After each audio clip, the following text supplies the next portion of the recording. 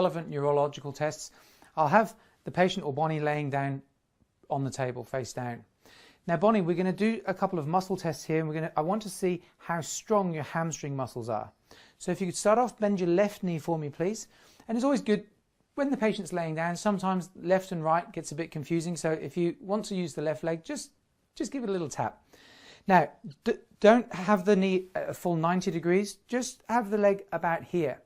Now, when you're doing the muscle test, just be very careful that you're not pushing on the Achilles tendon, because that can be tender. Just have a nice wide position like so, and just let the fingers touch the leg. You don't want to grip the leg, okay, because that's uncomfortable.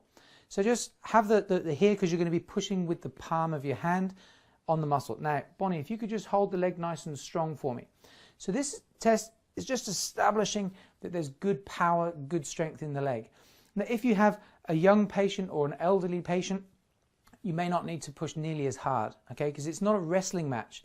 With a muscle test, really, it's not so much how much overall strength they have, it's the speed of response.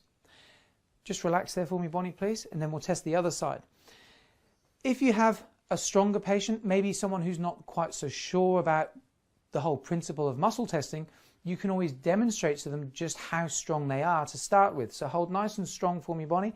Hold and just see. So the hamstring muscle is not a muscle that you can easily, just relax, cheat with, because the hamstring muscle is typically 4 to 5 times stronger than the upper body. So a perfectly good hamstring, I shouldn't be able to overpower with my arm strength. So I like to start with the hamstrings. I like to use the hamstrings to test the nerves all the way up through the whole spinal cord. So Bonnie, what we're going to do now is we're going to try and locate where the stress is coming from that may be affecting your health. So what we're going to do, just with very light fingertip pressure, I'm going to isolate each nerve as it comes off the spinal cord and goes into your body. Now, if we come across a problem, you may find that the muscle goes weaker. So if you could bend the knee for me there, please. Hold nice and strong.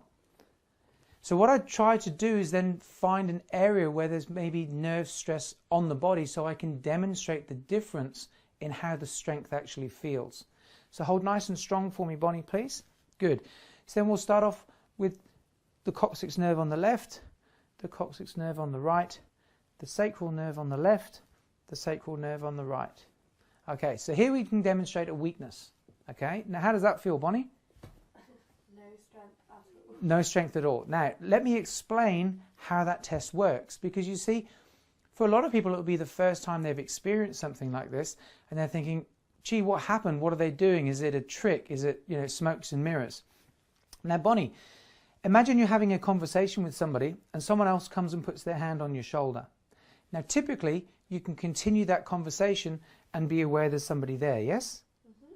So always ask the patient if they understand. Yeah, of course, that makes sense. Now, Bonnie, imagine you've got a nice fresh bruise on the shoulder here. You're having a conversation, someone comes and puts their hand on the shoulder.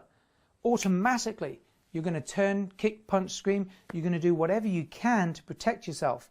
Sometimes even just before they touch it. Have you ever had that happen before?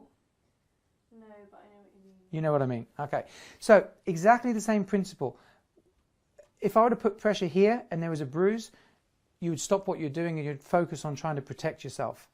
When I put pressure here on the sacral nerve, exactly the same reflex is in play.